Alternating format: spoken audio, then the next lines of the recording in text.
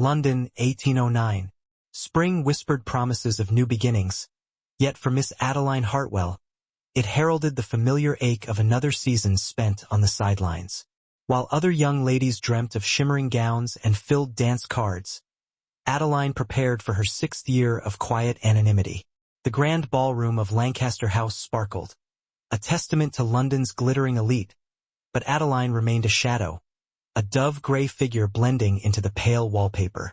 Her hands, clasped tightly in her lap, betrayed a nervousness she carefully concealed. Mrs. Fairchild, a kind soul who had witnessed Adeline's quiet solitude for years, approached with a gentle offer. "Miss Hartwell, would you care for some refreshment?" Adeline offered a small, practiced smile that failed to reach her eyes. "No, thank you. I am quite comfortable." It was a lie, a comfort she had meticulously crafted. The daughter of Baron Hartwell, a man whose fortunes had crumbled beneath the weight of misfortune, Adeline was the embodiment of social invisibility. At 23, she was deemed firmly on the shelf.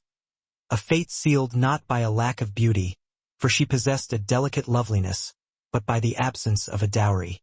Across the room, her younger sister, Charlotte, laughed amongst a group of debutantes, her vivacity a stark contrast to Adeline's quiet composure. "She's with the Peton girl again," Lady Hartwell observed, appearing briefly with a cup of punch for herself. "At least one of my daughters might secure a decent match." Adeline nodded, the familiar sting of her mother's pragmatism settling upon her. "Charlotte has always been clever with her friendships. You could learn from her example," Lady Hartwell sighed, before drifting back to a former acquaintance.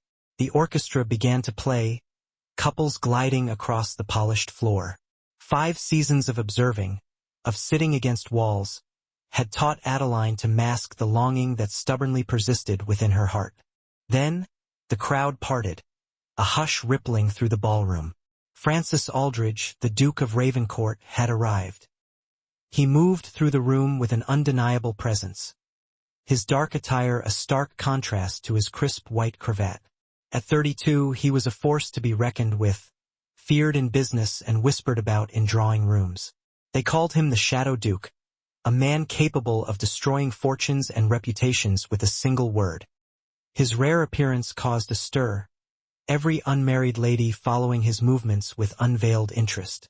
Adeline watched with detached curiosity. Men like the Duke existed in a different realm, a world of power and privilege that would never intersect with hers. Or so she believed. The Duke's gaze swept across the room, and with a jolt, Adeline realized his eyes had settled on her. She blinked, but he was moving toward her, his determination unwavering. "Miss Hartwell, I presume." His voice, deep and cultured, sent a tremor through her. She rose, executing a flawless curtsy despite her shock. "Your Grace, you have me at a disadvantage." A fleeting smile touched his lips. "I make it my business to know everyone worth knowing in London society, Miss Hartwell." The statement was patently false. Adeline nearly laughed. Instead, she raised a skeptical eyebrow.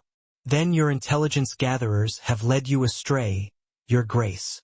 A flicker of surprise crossed his eyes. The ballroom grew quieter, conversations faltering.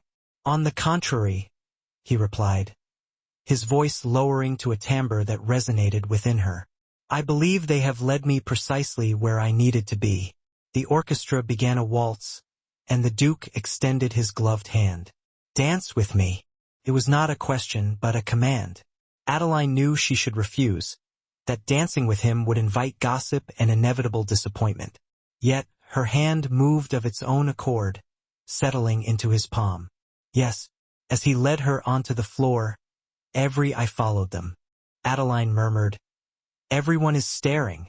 Let them." He replied simply, sweeping her into the waltz. Dancing with him was like being in the eye of a storm, a moment of calm amidst chaos. "You dance well, Miss Hartwell," he observed, his expression inscrutable. "The benefit of 5 seasons of observation, Your Grace. One has ample time to study technique when not participating." He found her frankness intriguing.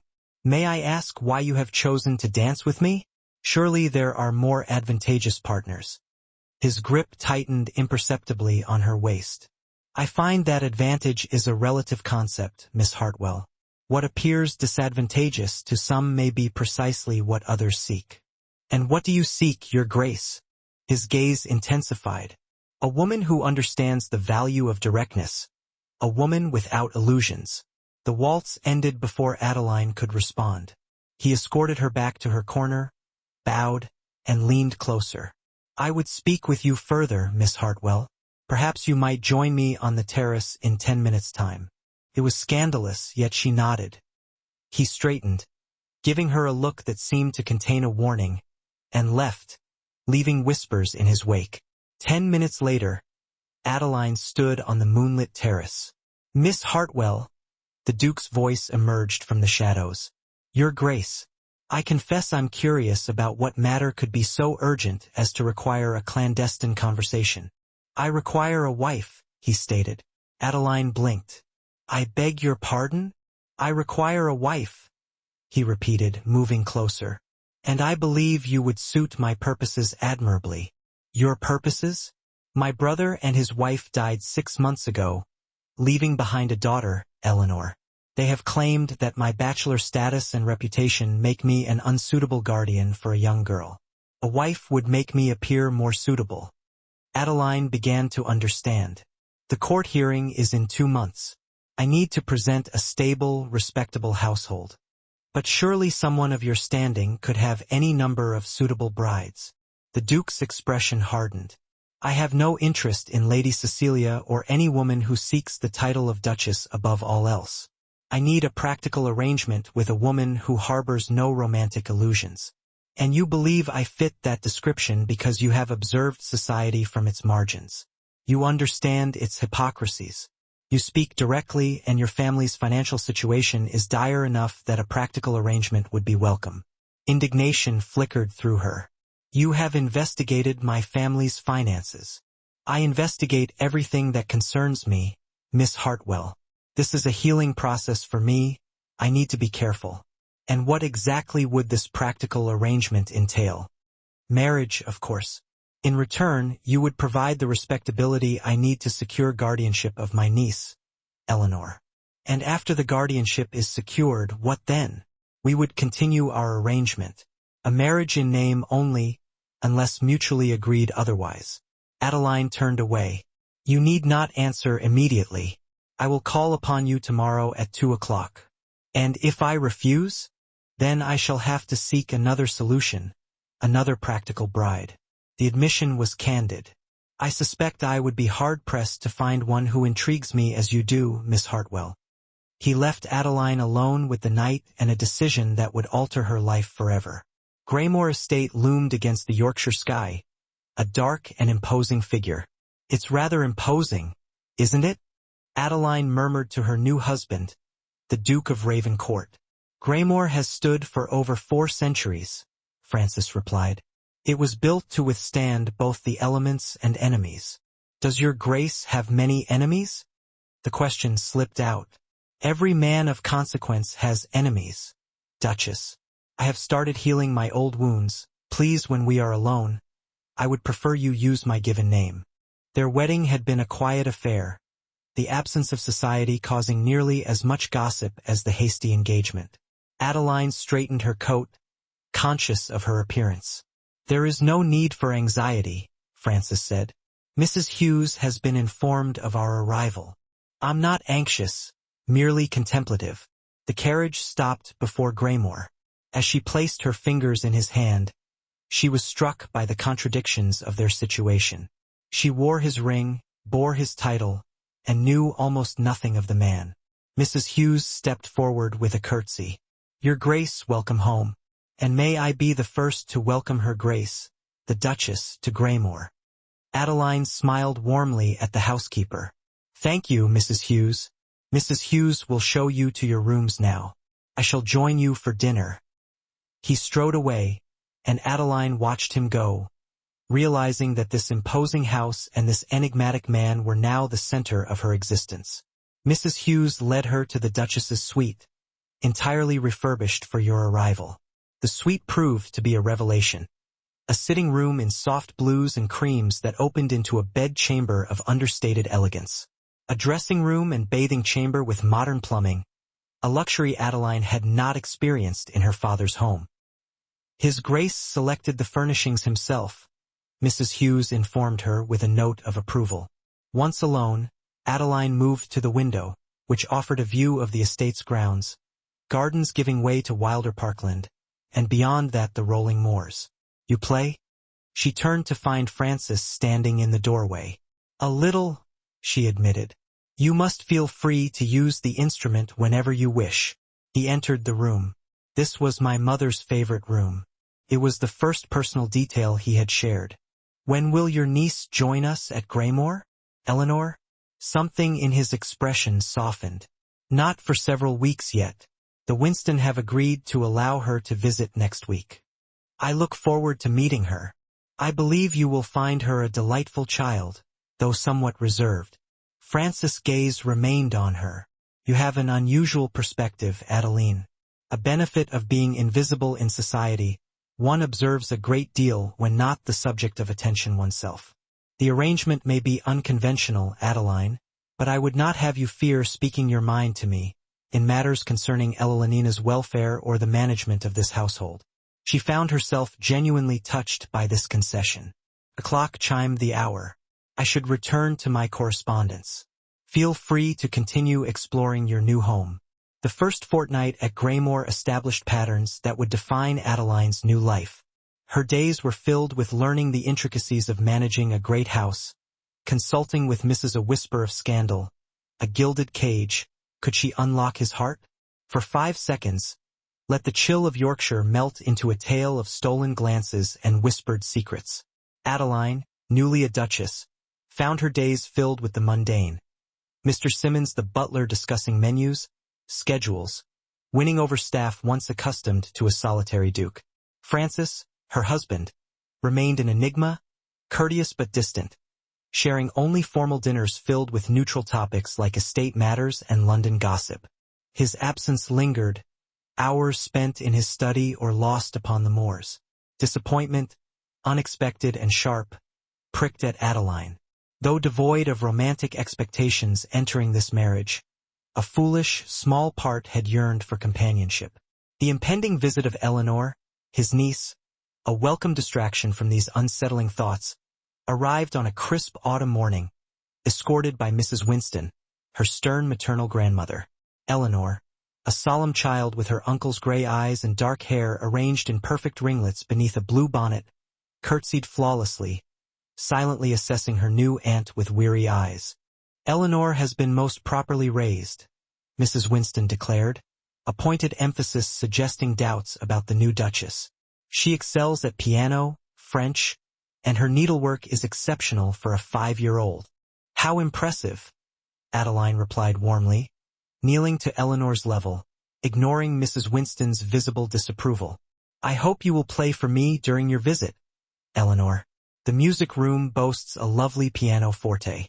The child glanced at her grandmother for permission, then murmured, "Yes, Aunt Adeline," her voice barely audible. Francis, who had been observing with uncharacteristic tension, stepped forward. "Perhaps you would like to show Eleanor the gardens, Adeline? Mrs. Hughes has arranged tea in the conservatory afterwards." Adeline, understanding his intention to shield the child from her grandmother's influence, nodded. "A splendid idea. Would you like to see the rose garden, Eleanor? There may be a few late blooms despite the season." Mrs. Winston began to object, but Francis cut her off with practiced authority. "I'm sure you must be fatigued from your journey, Mrs. Winston.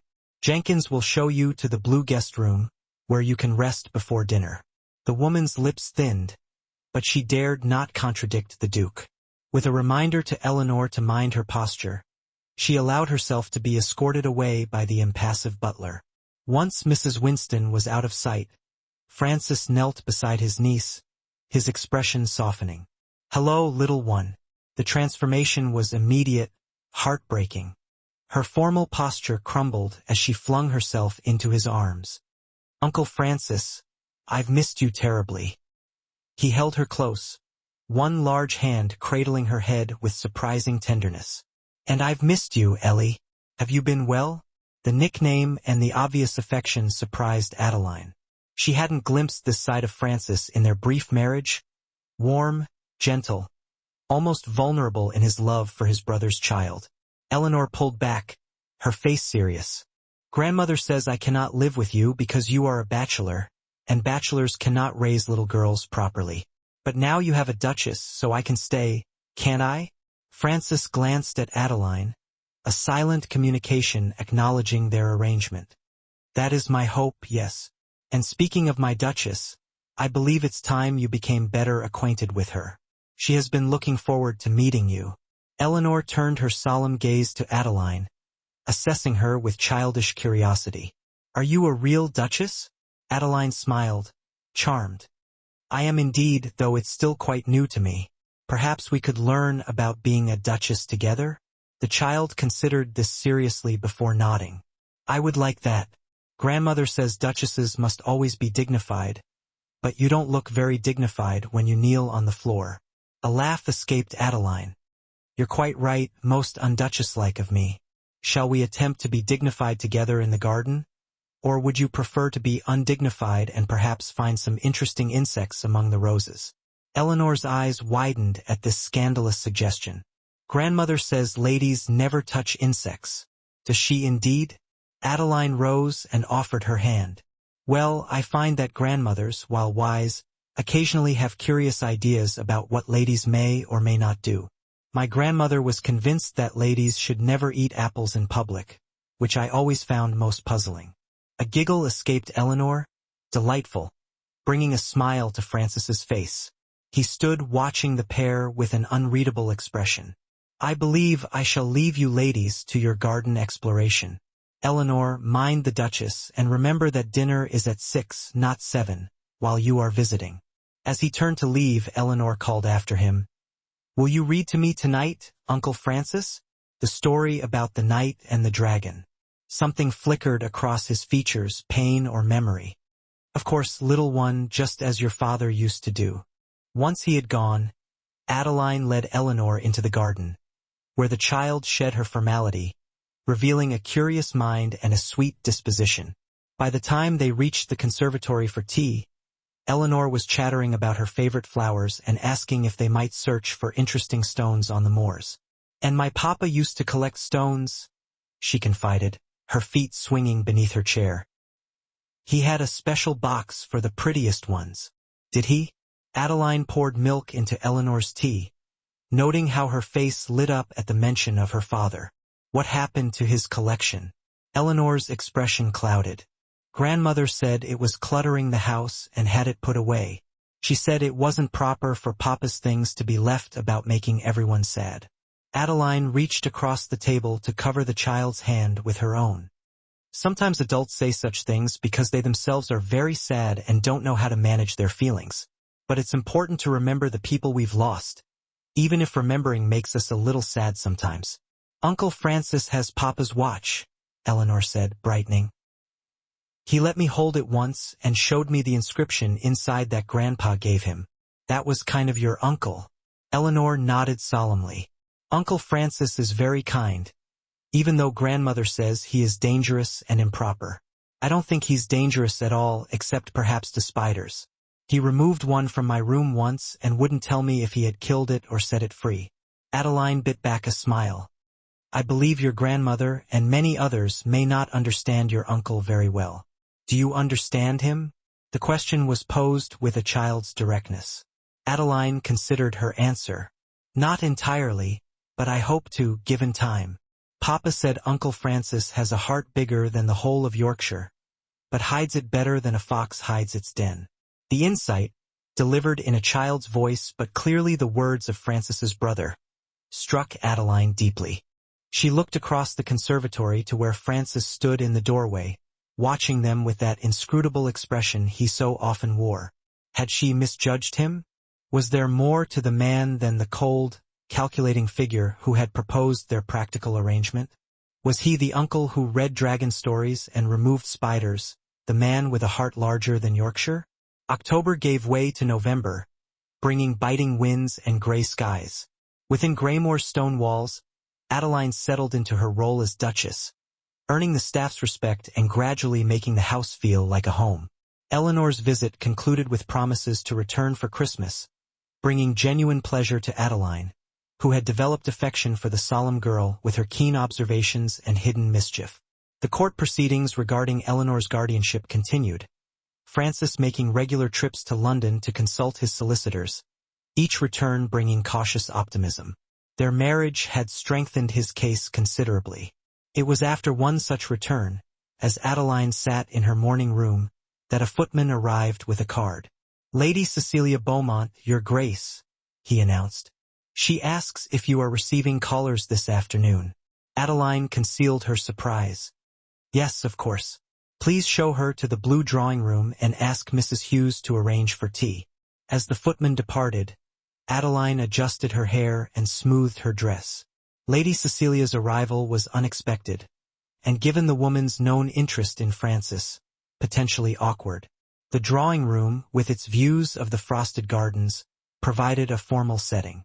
Adeline entered to find Lady Cecilia examining a figurine. "Lady Cecilia, what an unexpected pleasure," Adeline said.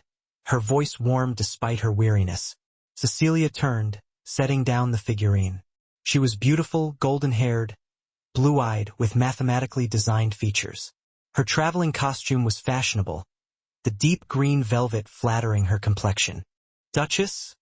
Lady Cecilia curtsied, her smile not reaching her eyes. "How kind of you to receive me.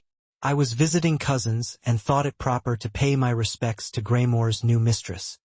"How thoughtful," Adeline replied, gesturing to the settee. "Please make yourself comfortable. Tea will arrive shortly." They settled into the furniture, silence charged with tension. Cecilia's gaze wandered, taking in Adeline's domain. "You've made changes," she observed. "I recall blue brocade curtains when I last visited." The implication that she had been a guest before was not lost on Adeline. "Yes, I found some lovely gold silk in the attics that brightens the room considerably during our darker Yorkshire days." "How resourceful," the word carried condescension. "Though I would have thought a duke's bride might prefer to order new furnishings rather than rummaging through attics." Adeline smiled. "I find there's something satisfying in discovering hidden treasures already within one's home. The silk is of exceptional quality, far superior to what one might find in shops today." The arrival of tea provided a welcome interruption. As Adeline poured, she noted the calculating look in Cecilia's eyes. This was no casual social call. "I must confess," Cecilia said, accepting her cup, "all of London was astonished by your marriage. The Duke of Ravencourt's interest in you seemed to materialize rather abruptly." "Love often strikes unexpectedly," Adeline replied smoothly. Cecilia's laugh was like crystal breaking. "Love, my dear Duchess, surely we need not pretend. We both know what brought about this sudden union." Adeline maintained her composure. "Do we?" "A child," Cecilia stated with triumph. "Or rather, the guardianship of one. His Grace required a wife to secure his claim to his niece, and you, with your family's financial difficulties, required security, a most convenient arrangement for you both." The accuracy was unsettling, but Adeline refused to show it. "You seem remarkably well informed about the private affairs of both my family and my husband." "London thrives on information, Duchess, and I make it my business to be well informed." Cecilia set down her cup, "particularly about matters concerning Francis." The familiar use of the Duke's name was a calculated provocation. Adeline met it with dignity. "And why, may I ask, does my husband remain such a subject of interest to you, Lady Cecilia? Surely your attention would be better directed toward your own matrimonial prospects." "My interest is simple." Cecilia leaned forward, her voice lowering. "Francis and I have an understanding, one that predates your hasty marriage, an understanding that remains unaltered by his temporary need for a convenient bride."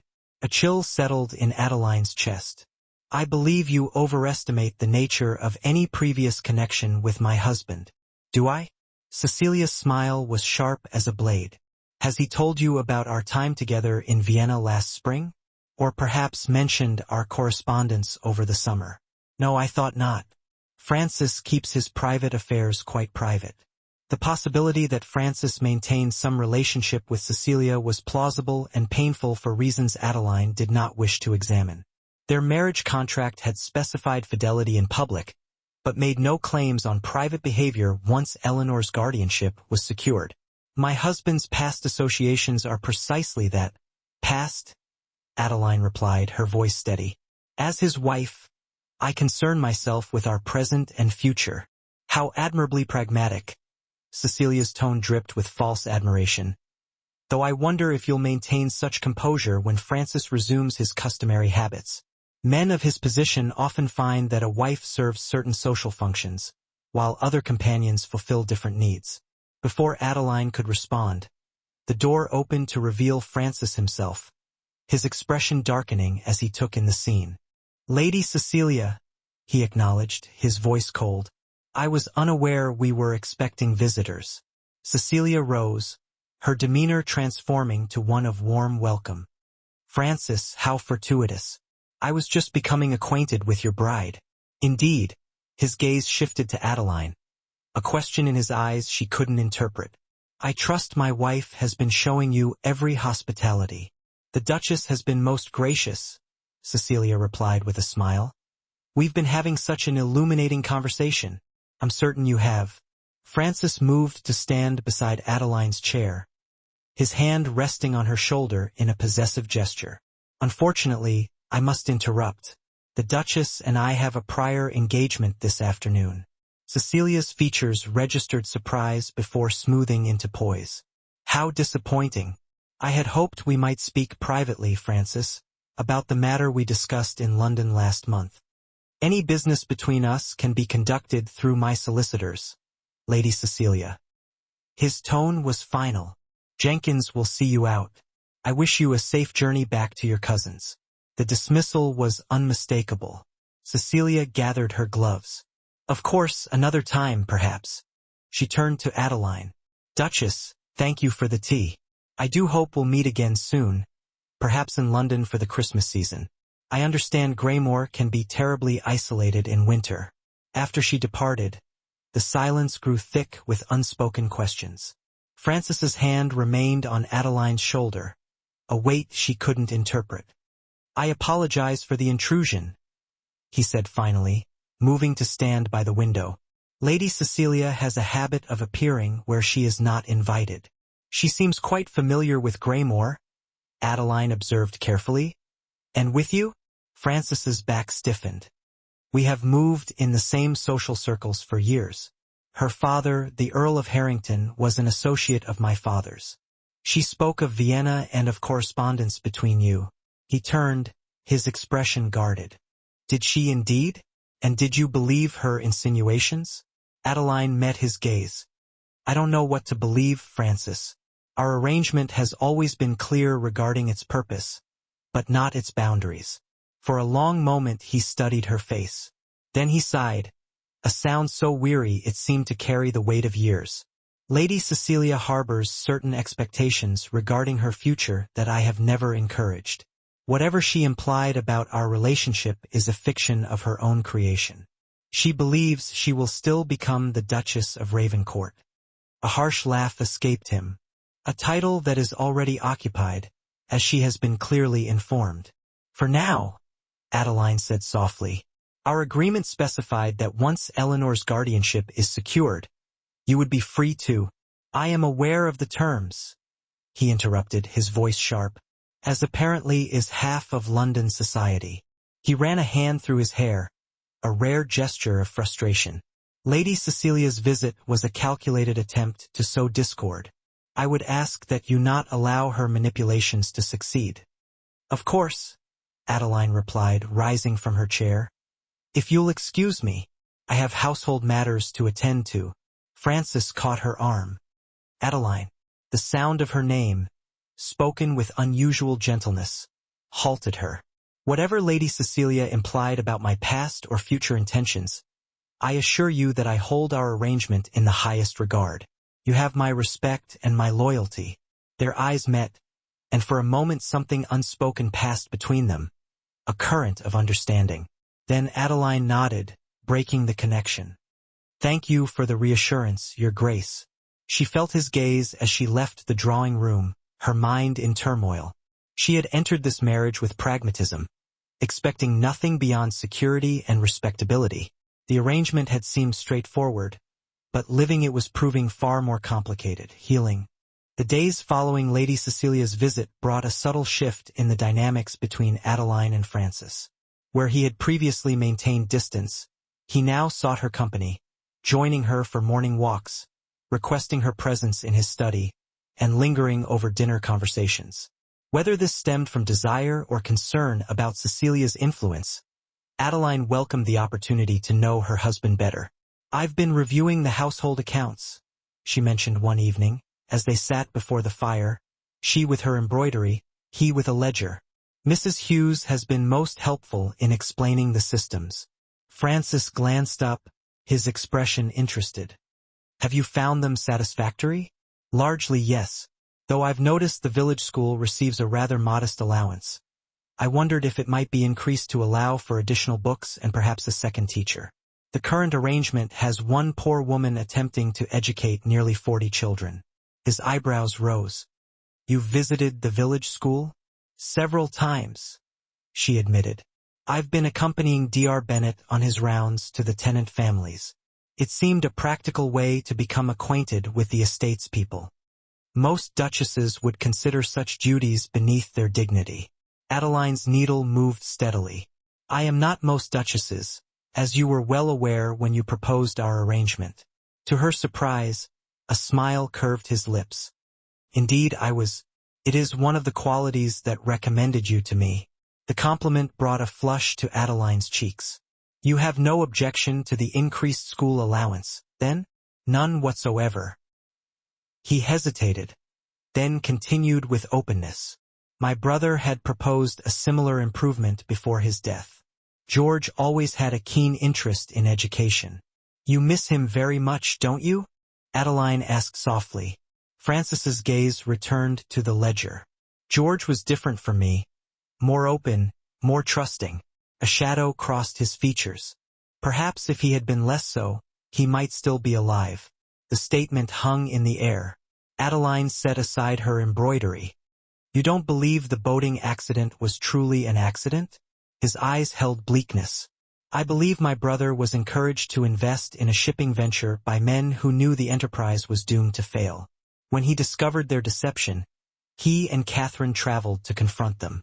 The boating accident occurred the day before that planned confrontation." Healing words for Adeline, a gentle moment of understanding. "Heavens!" Adeline breathed. "Have you proof of this?" "Nothing that would stand in a court of law, but I have been gathering evidence." His expression hardened. "Those responsible will face justice one way or another." The vehemence revealed a depth of feeling Francis rarely displayed. Adeline understood that the facade concealed powerful emotion, grief, loyalty, and justice. "Is that why you've cultivated your reputation as the Shadow Duke? To pursue this investigation without raising suspicion?" Francis regarded her. "Partly, yes. The reputation serves multiple purposes. People are careless around those they underestimate or fear. They reveal things they might otherwise conceal. And Lady Cecilia, does she play some role in this investigation?" His expression shuddered. "Lady Cecilia's father was among the investors in the venture that ruined my brother. Whether he was complicit remains unclear." Understanding dawned. "So your connection to her was strategic rather than personal?" "Initially, yes." He closed the ledger, setting it aside. The flames in the hearth danced, casting long, inviting shadows that seemed to beckon secrets from the corners of the room. Had Adeline truly understood the web she was stepping into, or had naivete been her silken shawl? Lady Cecilia's venomous words lingered, a sour taste on the palate of her soul. The relief Francis offered was unexpected, a healing balm upon her wounded pride. "Thank you," she breathed, the simplicity of the words masking the turmoil within. The visit had indeed unsettled her. a ripple disturbing the calm surface of their carefully constructed world. Francis rose, his silhouette sharp against the firelight, a warrior preparing for battle. Adeline, our arrangement has demanded much. He spoke with a gravity that resonated deep within her, stirring a tenderness she hadn't dared acknowledge. Your sacrifice is immeasurable, leaving behind all you knew for a life shrouded in whispers, bound to a man deemed dangerous. And yet, you embraced a child, not of your blood, with a grace that humbles me. The honesty in his voice, so raw and unexpected, resonated within Adeline. But the arrangement was not one-sided. She countered, finding strength in the vulnerability he offered. It has also offered me solace, a sanctuary from the gilded cages of London. Here, at Greymoor, I discovered a purpose, a healing of my spirit, lost amidst the empty pleasantries of ballroom chatter. He turned, his gaze softened by the fire's gentle glow, acknowledging a debt unspoken. Nevertheless, I am in your debt, a truth I acknowledge with profound sincerity. There is no debt, she insisted softly, only the terms of our agreement. Though perhaps, she ventured, those terms now seem restrictive. He stepped closer, the intent in his eyes igniting a spark within her, a flame she had tried to extinguish. Perhaps, he murmured, those terms warrant reconsideration. Adeline's heart quickened, a delicate butterfly fluttering against her ribs. Reconsideration? Of what nature? But before he could answer, a sharp knock shattered the fragile intimacy of the moment. Mr. Simmons, his face a mask of concern, interrupted with unwelcome tidings. Forgive the intrusion, Your Grace, but a messenger arrives from London, bearing urgent news. The hearing concerning Miss Elenina has been moved forward. Your presence is demanded immediately. The vulnerability vanished, replaced by the steely gaze of the Duke. When? He demanded, the question sharp and precise. The day after tomorrow, Mr. the Messenger reported. Lord and Lady Winston have petitioned for an immediate decision, claiming the child's welfare is at stake. Prepare the carriage, Francis commanded. I depart within the hour. He turned to Adeline, the weight of the world etched upon his face. This is their final assault, Adeline. They seek to undermine us. Knowing their power wanes with each passing day, Elenina thrives under our care. What can I do? She asked, rising to meet his gaze, ready to fight beside him. Come with me to London, he decided, his mind already calculating the strategies ahead. Your presence will bolster our case, and Elenina will find comfort in our shared strength. Of course, I'll have Miss Wilson begin packing immediately. As they prepared for the journey, Adeline reflected on the seamless shift from tentative intimacy to unwavering unity against a common enemy. Whatever seed was sprouting between them, this cautious warming of hearts, would have to wait. Elenina's future took precedence, as it should. The journey to London was a grueling trial, the heavy rains turning the roads into treacherous paths, slowing their progress to a crawl. By the time they arrived at the Duke's London residence in Grosvenor Square, exhaustion clung to them like a shroud, mingling with the anxiety about the hearing looming on the horizon. Elenina was already there, delivered from the Winstons' home by a court-appointed chaperone. The child launched herself into Francis's arms the moment he entered the drawing room, her face radiating joy despite the uncertainty that shadowed her young life. Uncle Francis, Aunt Adeline, I knew you would come. Francis lifted her high, the severity of his face melting into a genuine warmth that few ever witnessed. Of course we came, little one. Nothing could have kept us away. Elenina's gaze darted between them, her brow furrowed with concern. Grandmother says the judge might force me to stay with them forever. She claims you're not suitable guardians because... She hesitated, repeating words she clearly didn't grasp. Because your marriage is a sham, and you don't truly care for each other. Adeline exchanged a quick glance with Francis, seeing her own alarm mirrored in his eyes. The Winstons were wielding a child as a weapon, a dangerous game with innocent lives as pawns. Kneeling before Elenina, Adeline took her small hand in hers, offering a gentle reassurance. Elenina, sometimes adults say hurtful things when they're afraid of losing someone they love. Your grandmother adores you deeply and fears change. But you mustn't let her words trouble you. But is it true? Elenina's gray eyes, mirroring her uncle's, searched Adeline's face, seeking truth amidst the tangled web of adult deceit. Grandmother says you only married Uncle Francis because he paid your family's debts. Francis crouched beside them, his large hand resting gently on Elenina's shoulder, offering silent support. Eleanor, listen to me. The dynamics between adults are often complex and hard to grasp for children. But I promise you this.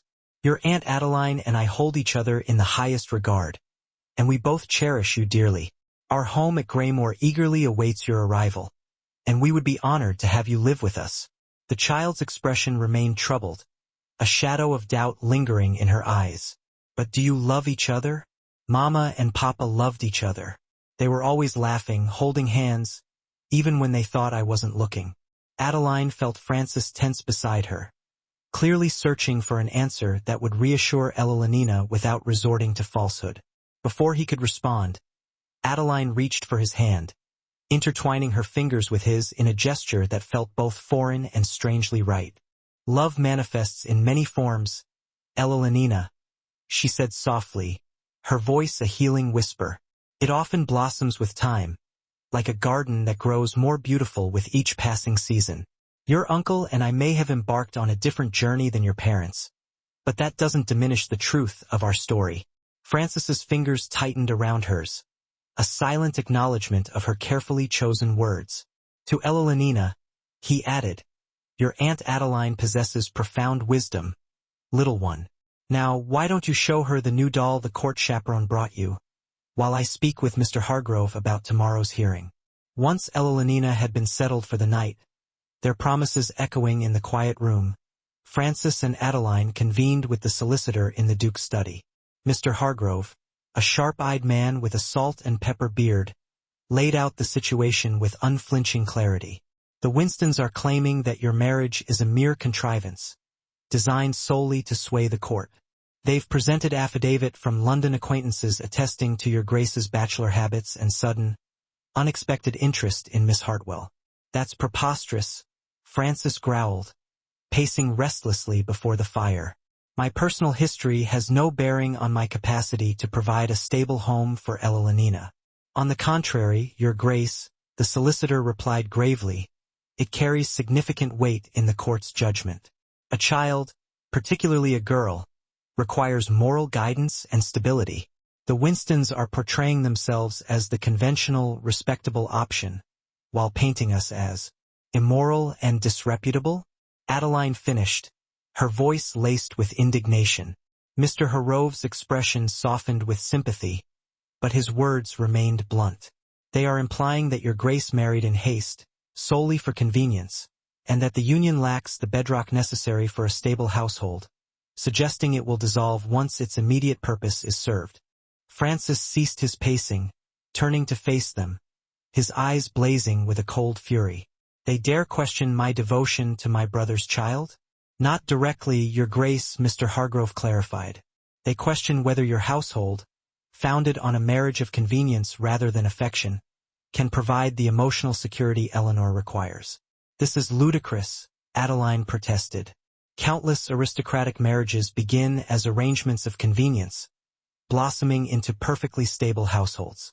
Indeed, Your Grace, Mr. Hargrove agreed, that is precisely the argument we shall present. However, he hesitated, clearly uncomfortable with what he was about to say. The court will be scrutinizing both of you closely tomorrow. Any hint of distance or formality will be noted and may influence the judge's decision. Understanding dawned upon Adeline. You're suggesting we portray ourselves as a love match.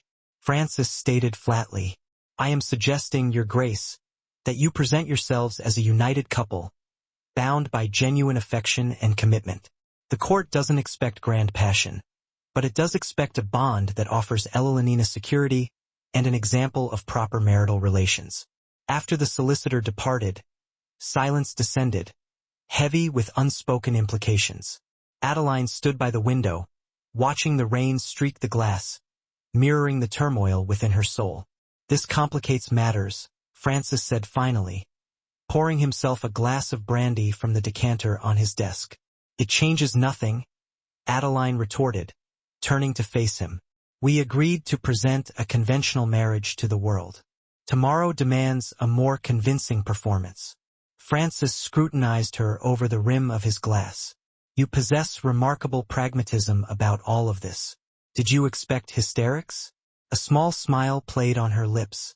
"I understood the nature of our arrangement from the beginning, Francis. Tomorrow we will simply emphasize certain aspects more prominently." He set down his glass, crossing the room to stand before her. The dim lamplight cast shadows and warmth upon his face in equal measure. "You continue to surprise me, Adeline Hartwell." "Adeline Aldridge," she corrected gently, a name I embraced with full understanding of its obligations and privileges. His hand rose, hesitating for a moment before gently brushing a stray strand of hair from her face, a gesture of intimacy they had never before shared. "Tomorrow, then, we will present ourselves as a couple, united by genuine regard rather than practical considerations. It needn't be entirely pretense," she found herself saying, her voice softer than intended. "I have developed a genuine regard for you, Francis. Whatever circumstances brought us together, these months at Graymore have revealed a man of principle and depth, hidden from society's gaze." Surprise flickered in his eyes, followed by a warmth that banished the shadows. "And I have discovered that the quiet wallflower of London ballrooms possesses more courage and character than those who bask in the spotlight." His hand lingered near her face, his voice lowering. "Perhaps Mr. Harrove is right. Perhaps what began as a matter of convenience has blossomed into something more substantial." The moment hung between them, charged with unspoken possibility.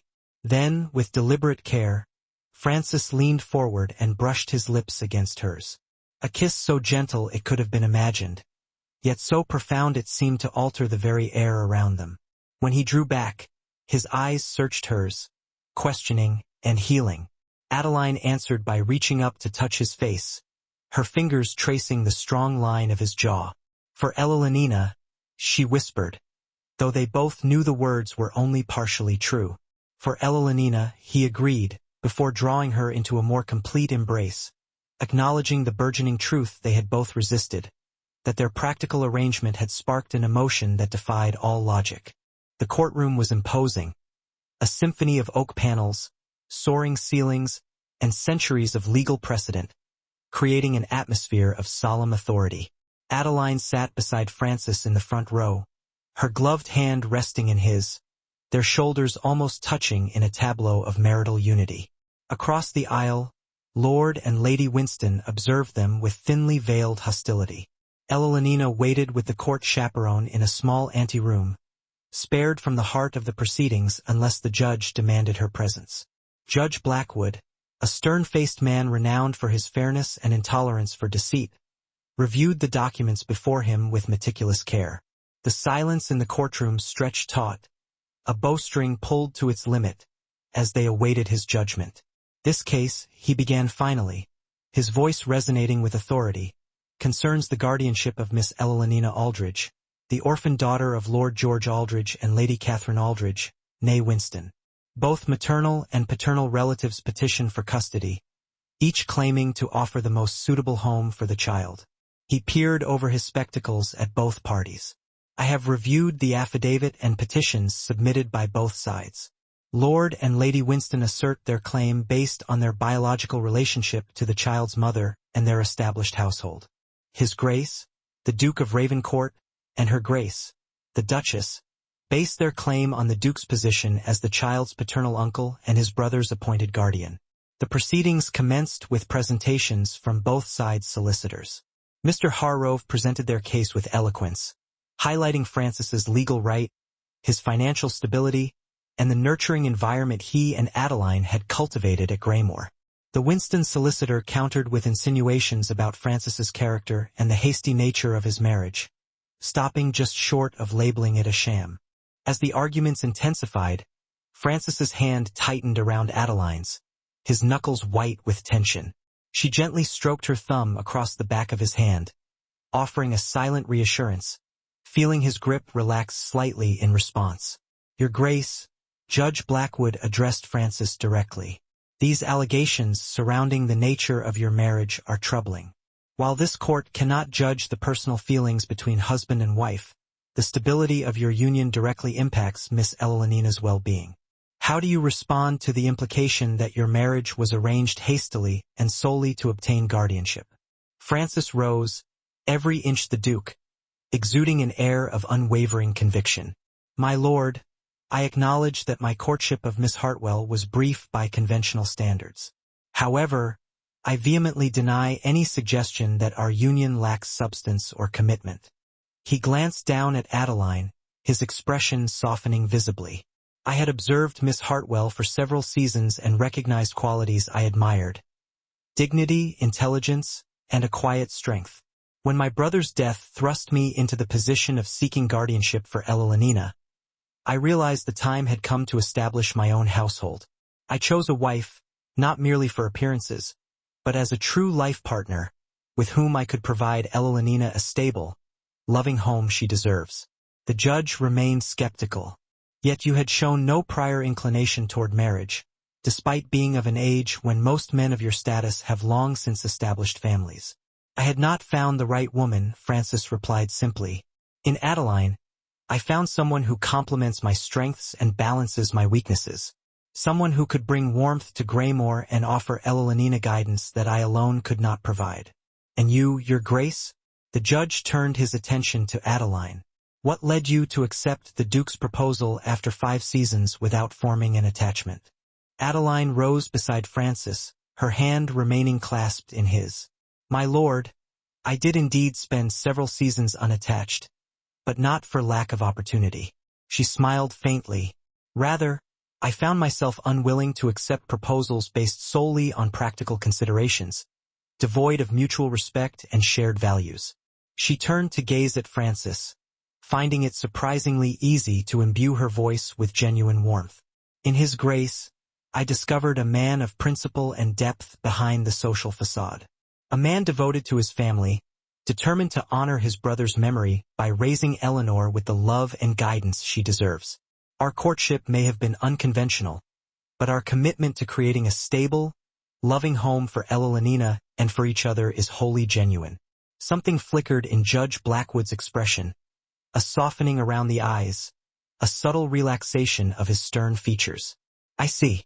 And how has the child responded to your household? I understand she has visited Graymore on several occasions. Francis nodded. Evelina has flourished during her visits, my lord. She and her grace have formed a particularly close bond, sharing interests in music and nature that have helped Evelina process her grief in a healthy manner.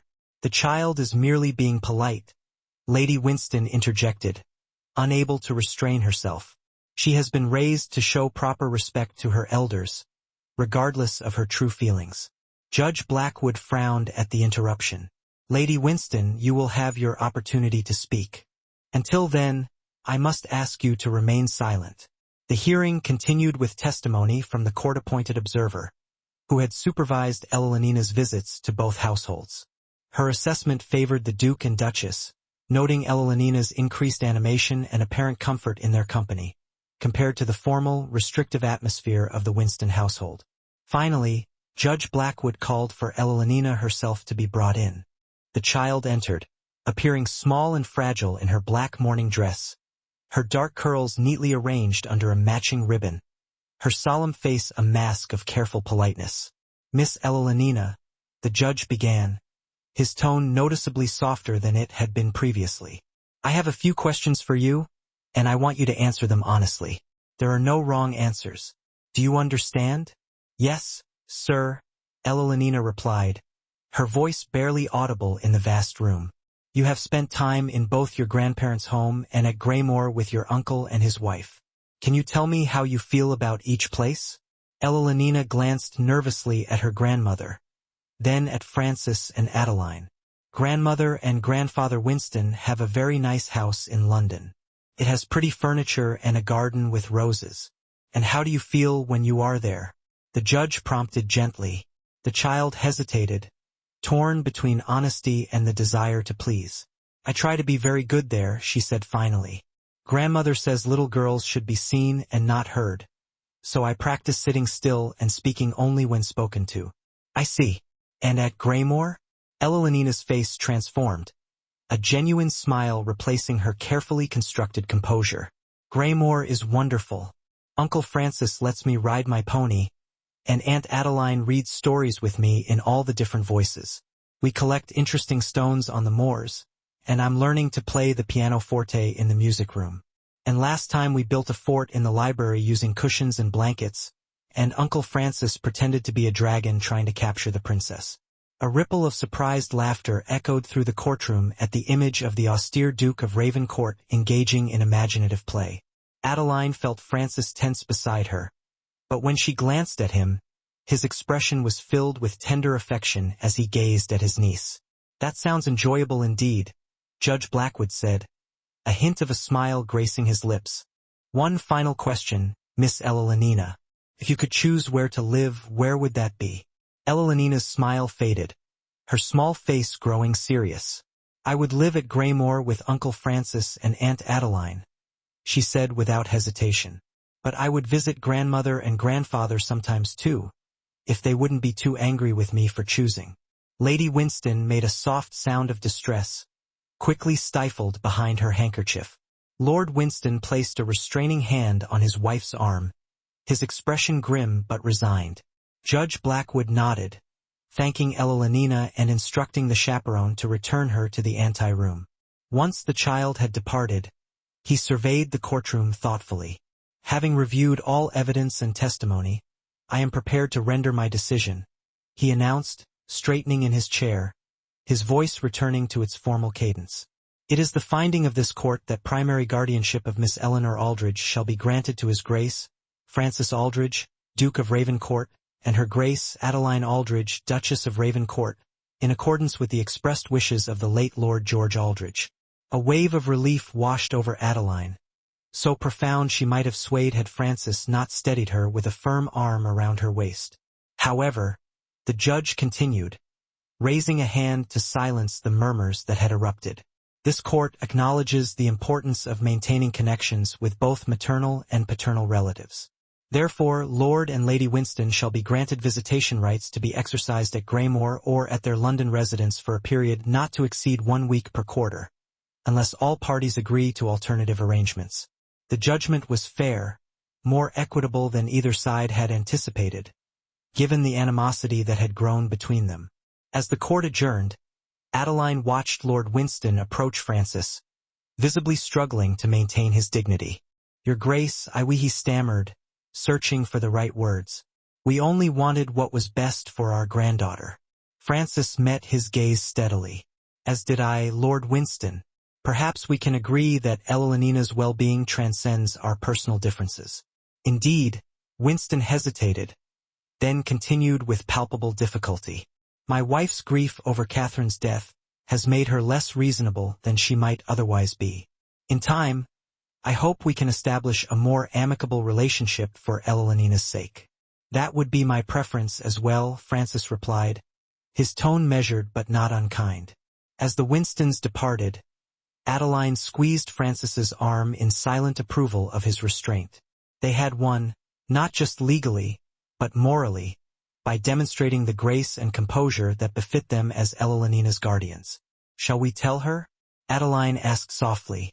Francis's smile radiated genuine joy, an expression she rarely witnessed. "Yes, together." When they entered the anteroom, Elenina looked up from the book the chaperone had been reading, her eyes wide with apprehension. "Is it over? What did the judge say?" Francis knelt before her, taking her small hands in his. "Yes, little one. The judge decided that you will come to live with us at Graymore, as your father wished." Elenina's face lit up with pure, unadulterated joy. "Truly? Forever? Forever?" Adeline confirmed, kneeling beside Francis. "You'll have your own room just as we discussed, the one with the window seat overlooking the rose garden. And can I bring my books and my collection of pressed flowers?" "Every last one," Francis promised. "And anything else you wish to have with you." Elenina threw her arms around both of them, her small body trembling with emotion. I knew the judge would understand. I told him the truth, just as you said I should. You were very brave, Francis said, his voice thick with emotion. Your father would have been proud. They returned to Grosvenor Square, the three of them sharing the carriage, cocooned in a bubble of quiet happiness. Evelina chattered excitedly about her plans for her new life at Graymore, the pony she would ride, the lessons she would take, the explorations of the moors when spring arrived. Adeline and Francis exchanged glances over her head, their shared joy in the child's happiness weaving a warm current of connection between them. It was late afternoon when a message arrived from Lord and Lady Winston, requesting permission to see Evelina before they left London the following day. Francis, in a gesture of goodwill, suggested they invite the elder couple to dine that evening. Are you certain? Adeline asked quietly as they stood together in his study. It may be somewhat strained, undoubtedly, he agreed, but for Evelina's sake we must maintain civil relations with the Winstons. She should not be forced to choose between her maternal and paternal families.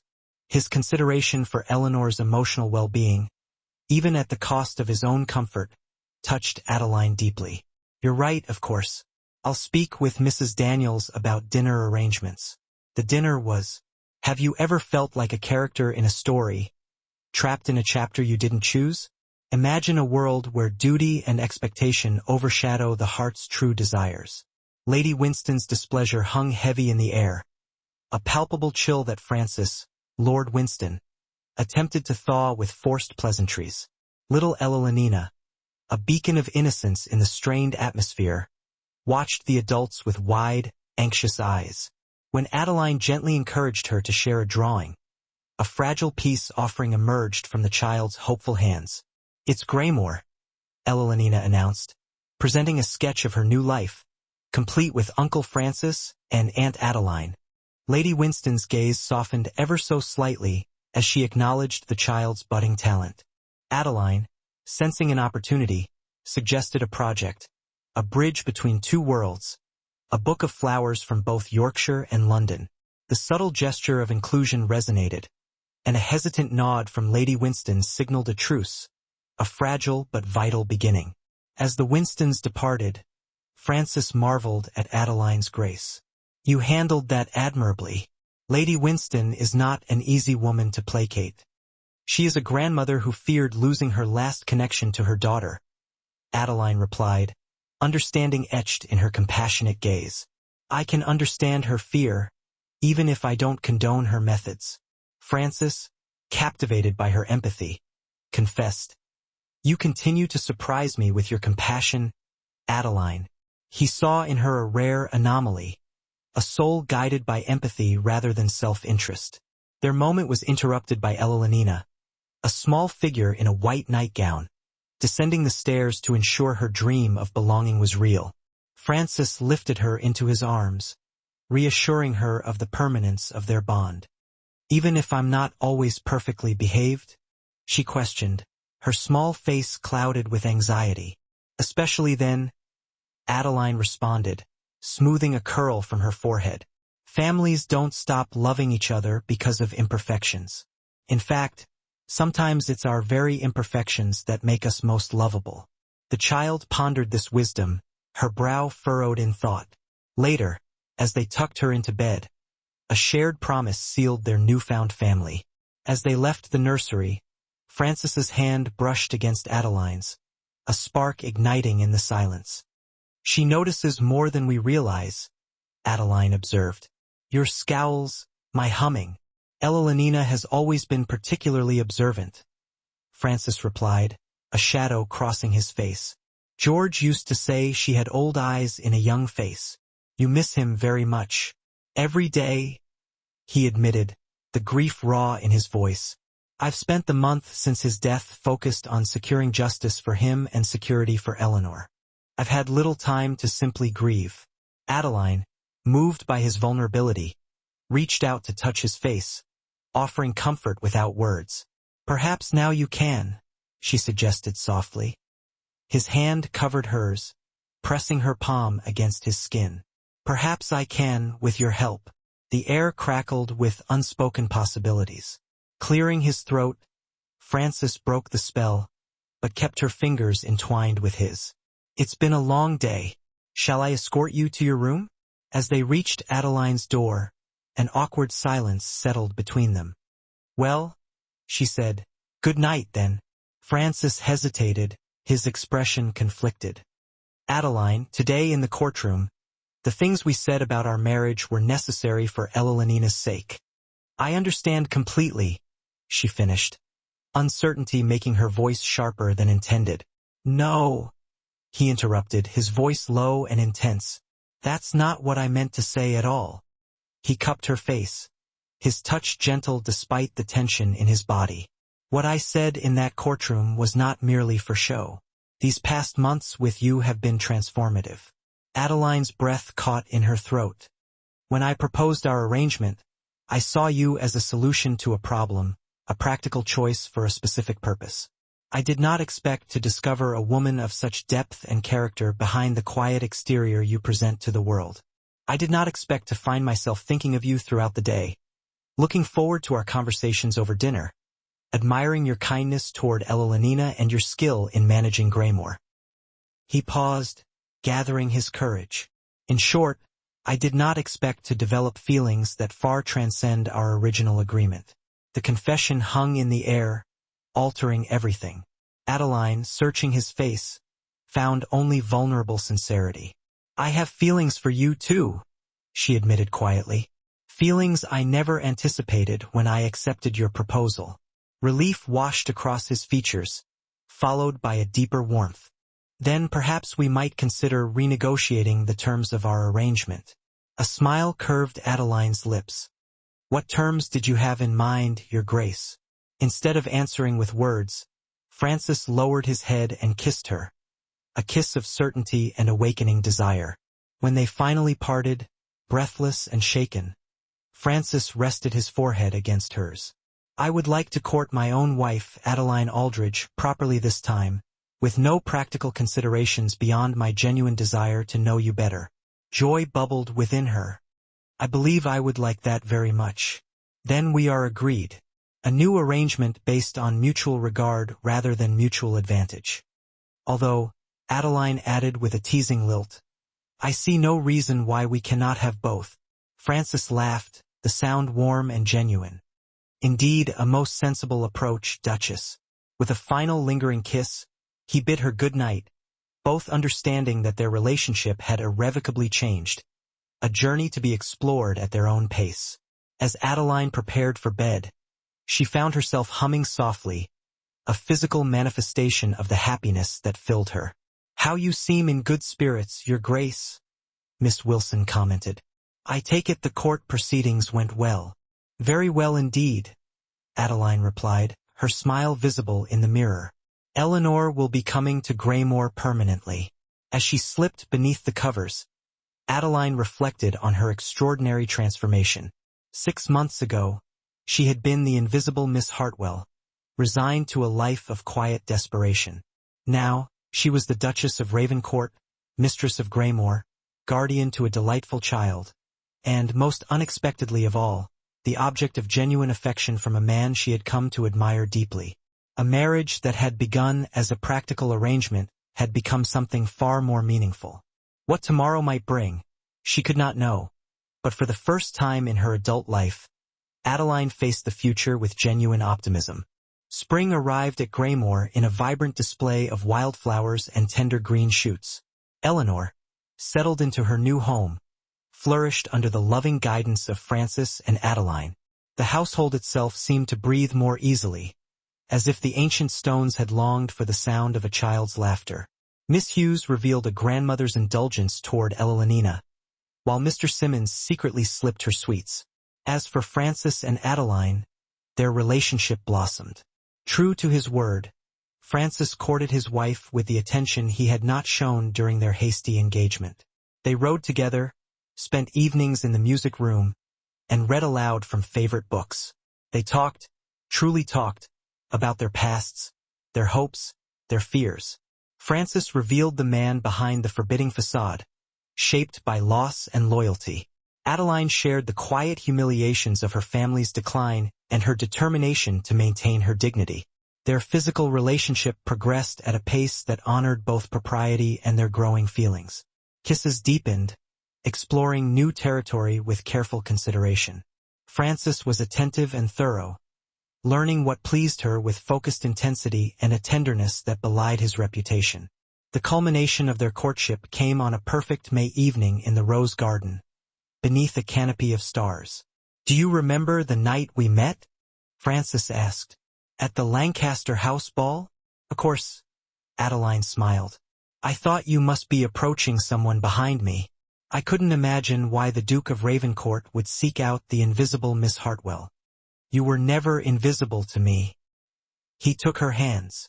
"Even then, watching you from across crowded ballrooms, I noticed your quiet dignity, the intelligence in your eyes, the way you observed everything without judgment or malice. You never approached me in all those seasons," she reminded him. "Not until you needed a wife. A failure of courage, perhaps," he admitted, "or a belief that I had nothing to offer a woman beyond my title and fortune, neither of which seemed likely to impress someone who valued substance over appearance. And now?" she prompted softly.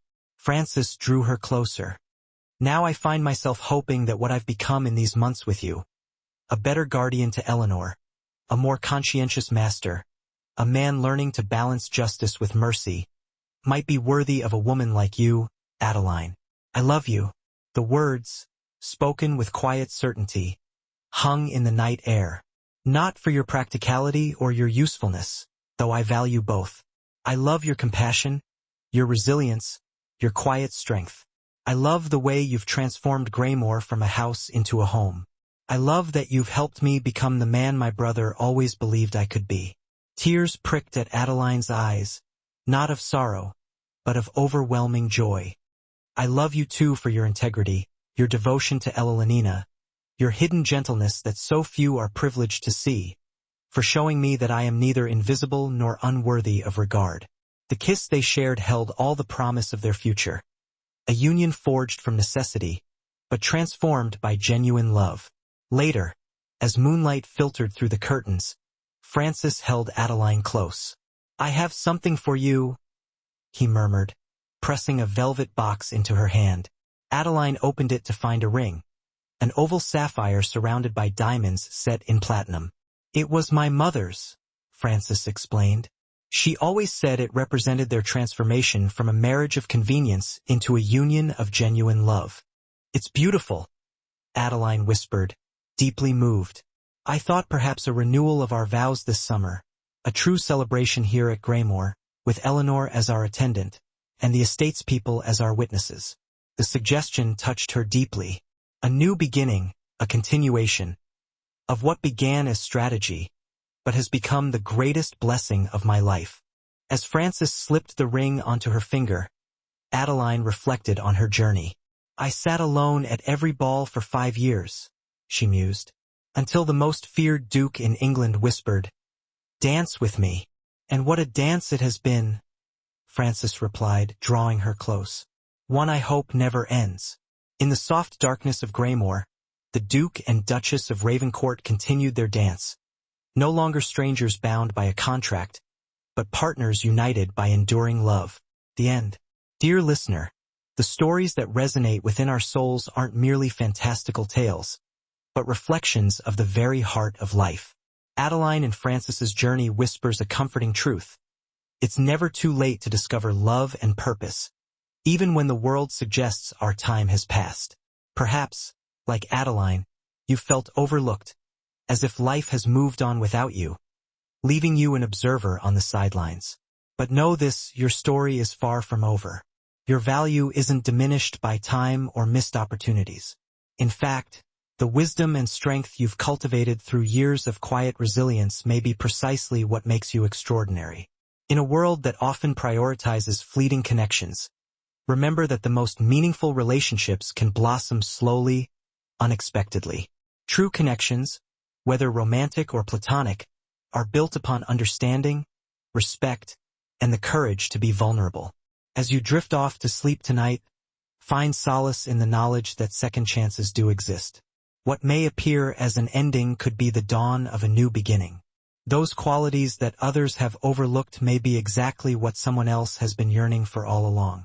May you find peace in knowing that your worth isn't determined by the fleeting gaze of society, but by the integrity and compassion with which you navigate the world. May you recognize the quiet strength within you, and remain open to the unexpected dances that life may yet invite you to join. Sleep well, dear friend, knowing you are neither invisible nor forgotten.